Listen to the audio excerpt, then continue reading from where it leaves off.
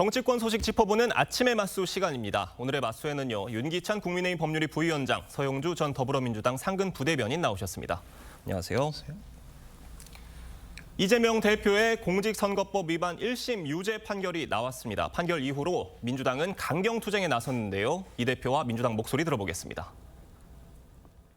이재명은 결코 죽지 않습니다. 바로 여러분이 있기 때문입니다. 전화라도 한 통하고 댓글이라도 쓰고 손 꼭 잡고 함께 참여해서 우리가 펄펄하게 살아있음을 보여줘야 하지 않겠습니까? 재판부는 재판 과정에 밝혀진 진실은 외면한 채 검찰이 왜곡 날조한 기소 내용에 의존한 정치 판결을 했습니다. 도저히 납득할 수가 없습니다. 보신 것처럼 이재명 대표가 나는 죽지 않고 살아있다, 펄펄하게 살아있다 이렇게 외쳤고요. 민주당 강경투쟁 노선에 나선 모습입니다. 어떻게 평가하십니까? 그러니까 나는 죽지 않는다라는 것은 이제 외부적으로 누군가 나를 정치적으로 죽이려는 시도가 있다. 그 시도의 일환이 이제 1심 판결이다 이런 취지의 주장 같아요. 근데 사실 모든 국민은 저희가 약속한 사법제도라는 게 있는 거잖아요. 네. 그러니까 사적인 제재가 아니고 우리가 합의한 사법 체계를 만들어서 그 사법 체계에서 하는 그 판결 결정에 따르기로 저희가 약속을 한 거란 말이죠. 거기에 불복하는 방법은 이제 상소뿐이 없는 거예요. 항소, 상고. 그것이 국민적 약속인데 그 국민적 약속을 야당의 대표께서 어기겠다는 꼴이라서 저는 유감이고요. 물론 정치적으로 본인에 대한 여러 가지 정치 공세에 대해서는 대응을 하셔야 되겠지만 일단 사법적 판결에 대해서는 존중한다라는 말씀 한마디.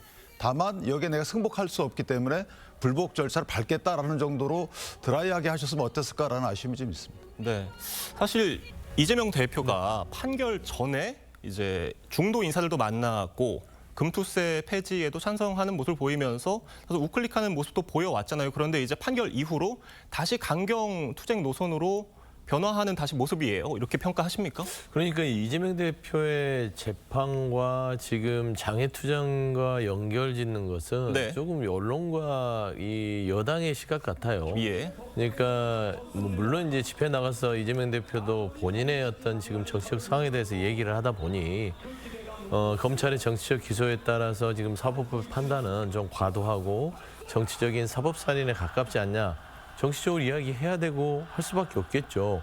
그러면 저기 가서 재판의 결과를 겸허히 받아들이고 제가 이러이러 하겠습니까? 이렇게 하겠어요? 아니잖아요. 재판이 끝나고서 얘기했듯이 말씀한 대로 저기 항소와 상고가 남아있고 예. 아직은 1심이라는 재판 결과는 유죄가 확정된 게 아닙니다. 그래서 지금은 아직도 무죄 추정이 돼 있는 상황이기 때문에 그래서 일단은 정치적인 집회에서 이재명 대표가 주장하는 바에 대해서 자꾸 이게 사법부정이다. 대한민국을 사법 부정할 사람은 없어요. 부정할 수도 있는 사람도 없고요. 예. 대통령도 그 사법의 판결에 따라서 부정할 수 있습니까? 안 되잖아요. 그래서 그런 부분을 이재명 대표가 저렇게 한다고 해서 사법이 부정되는 게 아니기 때문에 일단 정치적으로 이재명 대표가 활로를 찾고 있다. 그렇게 보는 게 맞을 것 같습니다. 근데 이제 그러시려면 아직 두 번의 재판이 남아있다 말씀 주시면서 예. 그다음에 민심의 법정 또 역사의 법정까지 언급을 하셨어요. 예. 그러면은 3심 끝난 뒤에 민심의 법정, 역사의 법정에 또 호소하겠다. 이런 말은 이제 재판에 불복하겠다는 말로 오해의 소리가 있기 때문에 지금 그런 말씀을 자꾸 하시는 것은 사실 국민을 좀 나눈다 둘로 이렇게 생각을 합니다. 근데 저 변호사님이 얘기하셨잖아요. 3심까지 확정이 되는데 네. 민심의 법정이든 역사의 법정이든 그 결과가 변하나요? 변하진 않잖아요. 그래서 그 부분에 대해서는 그냥 지금 정치적인 어떤 여러 가지의 이야기를 하고 있는 것이다. 저는 이 국민의 갈등을 초래하는 건 얘기가 더 나오겠지만 한동훈 대표 같아요. 그 이재명 대표가 야당 대표인데 1심에서 정치적으로 거의 피선거에 박탈되는 걸 나왔는데 그거를 즐기듯이 법정 구속이다, 유죄다, 끝났다, 이런 식으로 얘기하는 게 이 국민을 갈라치게 하는 게 아닌가. 네, 말씀해 주신 대로 이재명 대표가 이번 판결에 대해서 납득할 수 없는 판결이라고 얘기를 한 만큼 2심이 예정되어 있는 건 사실이고요. 그 전에요. 일주일 뒤입니다. 25일에는 위증교사 1심 사건 선고 예정돼 있습니다. 선거법 위반보다 중형 나올 수 있다. 이런 얘기 들려요. 사실 검찰이 3년을 구형했단 말이에요. 어느 정도 나올 것으로 보십니까? 그러니까 검찰이 3년을 구형한 것은 양형 기준의 최고 수위의 형량이에요. 예. 3년까지거든요. 그런데 이제 검찰이 그렇게 구형한 이유는 이제 양형 인자를 본인들도 분석을 해봤겠죠. 이재명 대표에게 좀 시간은 지났지만 무고죄라는 사실상 동종 전과로 평가되는 그런 전력도 하나 있고요. 그다음에 이제 김진성 씨가 사실상은 이게 본인하고 역학관계면 측면에서 보면 상당히 이재명 대표가 우월적 지위에 있던 경기도지사였잖아요. 예. 그런 이제 신분관계, 그다음에 재판에 실질적으로 영향을 미쳤다라고 검찰은 평가하기 때문에 사실 가중적 요소 세 개를 다 충족한다. 이렇게 3년을 구형한 것인데 김진성 씨에게 10월을 구형했기 때문에 1년 이상의 유죄 판결이 아마 나지 않을까. 막 가볍게 법정 구속 여부는 변론으로 하더라도요. 형량 자체는 1년 이상 나올 것을 많은 법조인들이 예상하는 것 같습니다. 지금 살짝 언급을 해주셨지만 여당에서는 이재명 대표의 위증교사 1심 선고에서 법정 구속이 될 수 있다 이런 얘기도 나오고 있고요. 사실 이번 선거법 1심 선고 이전에 이재명 대표가 사실 선거법 재판보다 위증교사 재판 방어 논리에 더 열을 올리는 모습이었단 말이에요. 어떻게 그러니까 이제 생각하십니까? 뭐 공선법의 재판 결과를 보면 예. 굉장히 이례적으로 나왔죠. 좀 뭐 당혹스러울 정도로 나왔는데 그러면 그런 겁니다. 재판 결과는 재판장이 내리기 전까지는 이래라 저래라 해서 계속 그거를 집요하게 물고 뜯을 필요가 없어요.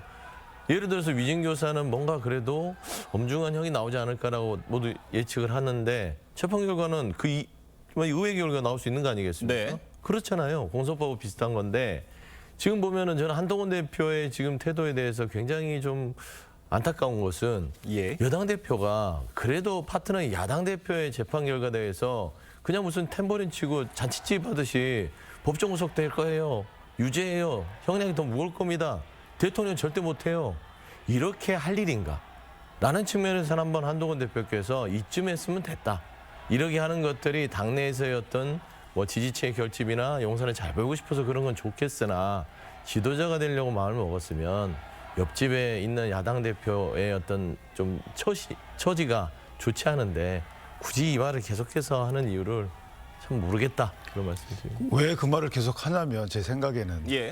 지금 이제 여러 가지 예단적인 의견을 내는 것은 의미가 없다라고 말씀 주시지만 맞는 말일 수도 있어요. 그런데 민주당에서는 무죄 주장을 계속했잖아요. 탄원까지 받아가면서. 예를 들어 선처 주장이나 뭐 공정한 판결을 기대한다 이런 이제 평가 이런 것들은 괜찮은데 무죄 주장이라는 것은 극단적인 양형의 표현이에요. 그런데 무죄 주장 그렇게 단체적으로 하시면서 야당 다른 시각에서 여러 가지 양형적 평가를 하는 것은 좀 문제가 있다는 것은 안 맞는 것이고 한동훈 대표의 저런 얘기들은 그런 거예요. 극단적인 무죄 주장을 하잖아요. 그것이 재판부 압박으로 비춰지기 때문에 그 재판부 압박에 의한 압력을 상쇄시키려는 노력의 일환이다. 전 그렇게 평가합니다. 네, 뭐 한동훈 대표의 이번 위증교사 1심 선고에 대한 법적인 해석에 대해서 각각의 의견을 말씀을 해주셨습니다. 사실 이재명 대표의 사법 리스크가 현실화가 되면서 비명계 3김의 움직임 주목이 되고 있습니다. 김동연 지사는 장외 집회에 참가를 했고요. 김부겸 전 총리는 다음 달에 비명계 모임과 회동을 가질 예정이라고 하는데 이들의 행보 어떻게 보십니까? 김부겸 총리가 초일회와 다음 달에 모임을 갖는다고. 네네. 뭐 김부겸 총리에 대한 초청은 초일에서 결정을 갔고요. 예. 뭐 그 전에 이재명 대표의 사법 리스크가 1심 선고가 나오기 전부터 일정은 돼 있던 것 같아요. 예. 그러니까 저는 지금 이재명 대표의 그 1심 선고가 굉장히 이례적으로 진역형이 나왔기 때문에 뭐 보는 언론이나 옆에 있는 어떤 뭐 많은 정치 호사가들은 이거 이제 비명계와 나머지가 움직이는 거 아니야. 그러니까 저는 그렇습니다. 지금 그렇게 얘기하는 거는 본 경기를 하는 사람이 아니라 훈수 두는 사람들의 그림이에요. 예. 그러니까 뭐 호들갑까지는 아니더라도 최소한 비명계나 상김이나 이런 잠재적인 당내에서의 이재명 대표의 견제를 할 수 있는 이 주자들의 움직임은 충분히 있었죠. 필요성에 대해서는 제기할 수 있으나 그냥 기존에 있었던 거를 끄집어내서 움직이는 거 아니야? 이제는 뭐 뭔가 뒤집히는 거 아니야 하는데 한마디로 정리드리면 예. 집안이 살아야 도전도 있고 기회가 있지 집안이 망하면 그 폐허 속에서 뭘 하겠습니까? 그래서 그런 상황 속에서는 당을 일단은 하나의 어떤 목소리로 구심점을 만드는 게 우선이라고 많은 분들이 지금 이야기하고 있다. 네. 말씀드립니다. 뭐 이재명 대표 1심 판결 파장에 대한 분석해 주셨고요. 여야 대치 전국이 한층 가팔라졌습니다. 국회가 오늘부터는 내년도 예산안 심사에 들어가는데요. 민주당이 검찰과 경찰 예산 삭감 예고를 했잖아요. 국민의힘에서는 이 대표 방탄을 위해 예산을 볼모로 잡았다 이렇게 비판하고 있습니다. 그 예산 상임위별로 지금 이제 심사를 다 거의 다 마쳤잖아요. 그런데 그 특히 검찰의 이제 특정 업무 경비라는 게 있습니다. 그러니까 특활비하고 다른 거예요. 예, 특경비라고 업무 경비의 있죠. 예. 일종인데 500억 원 정도 되는 거고. 네. 특활비는 한 80억 정도 되는데 특활비에 대한 삭감 논의는 여태까지 쭉 해왔기 때문에 예. 그 부분에 대해서는 이제 국민적으로도 많이 귀에 익었을 겁니다. 근데 특정 업무 경비를 전액 삭감했다는 거죠. 근데 특정 업무 경비는 그냥 업무 경비 일종으로 수사비입니다. 일종의 뭐 정보 수사비, 그다음에 첨단 수사비, 마약 수사비 등이 들어가는데 이것을 전액 삭감했어요. 거기다가 다른 부처에도 특정 업무 경비가 있는데 그 부처의 것은 남겨두고 법무부 거, 즉 검찰 거만 그 삭감했다는 것은 약간 보복가 아니냐. 그다음에 현재 받고 있는 수사에 대한 무력화 또는 공소 유지에 대한 좀 저하 이런 것들을 노린 게 아니냐라는 시각이 있고 전액 삭감은 그 시각을 조금 더 뒷받침해주는 행위이기 때문에 예. 이제 이후에 조금 더 올라갈 것으로 그렇게 기대를 합니다 개인적으로. 네, 예산안에 대한 여당의 비판에 대한 입장 어떻습니까? 그러니까 이 예산 삭감에 대한 부분들은 국회가 결정할 수 있는 부분이에요. 예. 근데 이제 이 권력기관에 대한 삭감 부분, 특활비는 국민들께서 오랫동안 이거 특활비 깜깜이 예산 아니야? 우리의 세금이 증빙한 서류도 없이 그냥 막 쓰이는 거 아니야? 이런 그 요청, 이런 논란들이 많았어요. 예. 근데 이번에 검찰에서 윤석열 검찰총장 시절에 있었던 그 검찰 그룹에서 썼던 특활비에 대한 증빙을 내라고 그러는데 내질 않습니다. 그러니까 그 예산을 썼으면 내야 되는데 그 부분은 입증할 수 없다는 식으로 예. 아예 그런 배짱을 보이기 때문에 그렇다면 국회에서 할 수 있는 거 증빙하지 못한 예산은 앞으로 쓰지 마세요 이거예요. 그래서 그런 원칙에서 하는 것이고 업무경비 부분에 있어서는 조금 나름대로 권력기관에 대한 좀 길들이기 성격도 있지 않냐라는 비판에서는 동의하는 바입니다. 네. 참고로 그 이제 법무부에서 일부 냈어요 최근에 예. 말씀 주신 대로 처음에 안 내다가 왜냐하면 그게 이제 개인정보 등이 들어있기 때문에 아마 절차가 복잡한 것 같습니다. 그러니까 최근에 일부를 냈기 때문에 그걸 처음으로 일부를 제출했죠. 그렇죠. 예. 그것은 이제 그 법원에서 업무경비 공개하는 범위 내의 것만 제출했다는 말씀드립니다. 예, 여야 예산안을 두고 여야의 공방 오늘 치열하게 진행이 될 것 같습니다. 다음 주제로 넘어가 보겠습니다. 공천 개입 의혹 관련해서 핵심 인물인 명태균 씨가 이준석 의원이 2021년 당대표 선거를 도와달라고 했다는 진술을 파악한 것으로 파악이 됐는데요. 이준석 의원은 공천 개입 의혹 관련해서 폭로를 내놓기도 했는데 발언 먼저 듣고 오겠습니다. 이준석 의원에게 부탁한 게 맞습니까? 이준석 의원이라고 언제 마지막으로 만나셨습니까? 어디로 가야 돼요? 의사소견서 법원에 제출할 예정이십니까? 그걸 대통령이 저한테 공천 이렇게 하면 안 된다는 식으로 계속 얘기하는 그런 상황이 발생한 겁니다. 역정을 내면서 얘기하는 상황은 저는 굉장히 이례적이고 왜 지금 이런 상황인지가 약간 이해가 된다고 해야 될까요?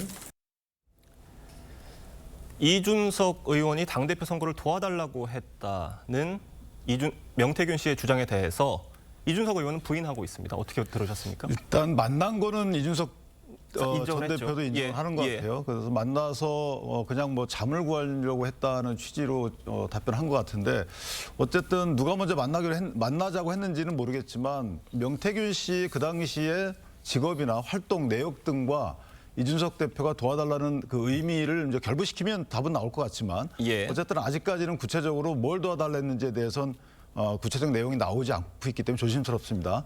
그러나 어쨌든 당대표 선거라는 것은 당원과 국민, 그러니까 당원들의 전수 투표, 그다음에 국민 여론조사가 지금 있기 때문에 어떤 것들을 어떤 형식으로 도와달랬는지 좀 추이를 지켜봐야 되는데 어쨌든 이 부분에 대해서도 이준석 대표가 조금 더 구체적으로 얘기를 해주는 것이 어떨까라는 생각을 해봅니다. 네, 둘의 만남에 대해서 이준석 의원은 명시의 요청으로 만난 거다라고 언급을 한 부분을 말씀을 드리고요. 이준석 의원이 2022년 지방선거 당시 윤 대통령이 포항시장과 강서구청장 선거에도 공천 과정에 개입했다 이렇게 얘기를 했습니다. 네. 이런 폭로들이 자꾸 나오고 있는데 어떻게 들으셨습니까?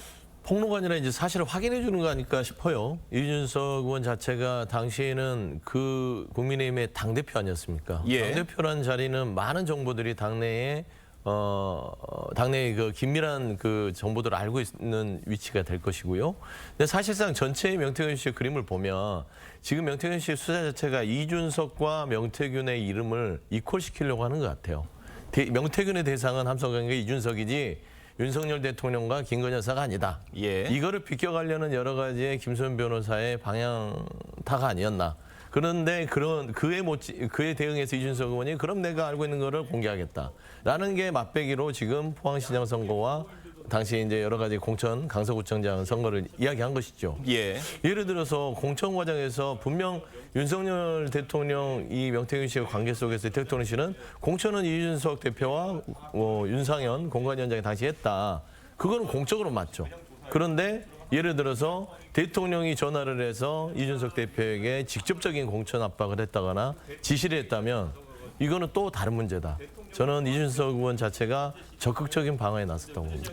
명태균 씨 의혹이 윤석열 대통령 부부를 넘어서 여권 전반으로 확산하는 모양새인데 검찰 수사 어떻게 진행될 것으로 예상하십니까? 근데 이것은 이준석 대표가 지금 대통령의 강서구청장과 포항시장 공천 문제는 예. 본인이 얘기하면서도 본인이 문제 없다고 얘기를 해요.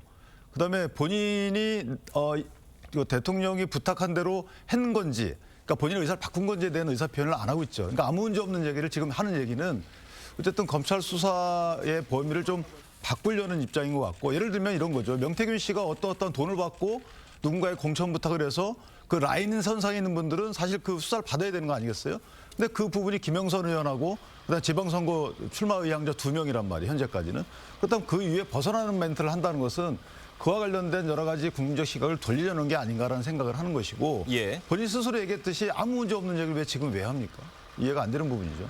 네, 서영주 대변인님께는 이 소식 한번 여쭤보겠습니다. 김건희 여사 특검법에 대해서 윤석열 대통령의 거부권 행사 가능성이 높은 상황인데요. 네.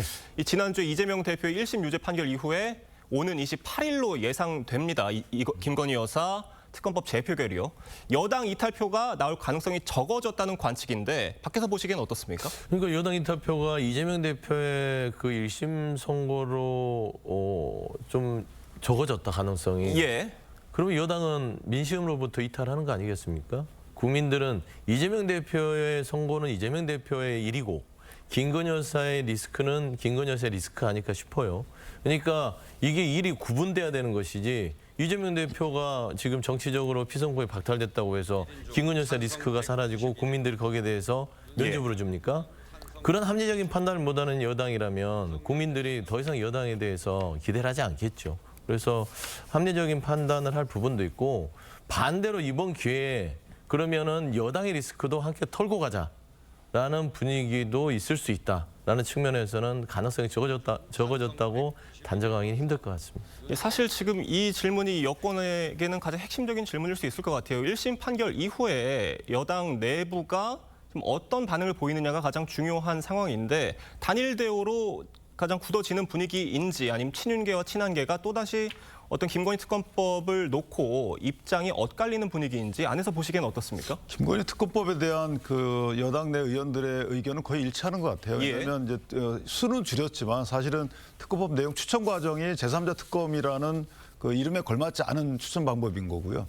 또 하나는 이제 국회에서 공천 과정이 들어있단 말이죠. 예. 공천 과정이라는 것은 국회 내의 일들인데 아니 국회 내의 일들에 대한 혐의에 대해서 국회 내에서 특검을 임명해서 수사한다는 것이 맞느냐 이런 의문도 있기 때문에 저는 개인적으로 오히려 이전보다는 조금 더 단합된 모습으로 부결을 시키지 않을까라는 생각을 합니다. 네, 오늘 말씀은 여기까지 듣겠습니다. 감사합니다.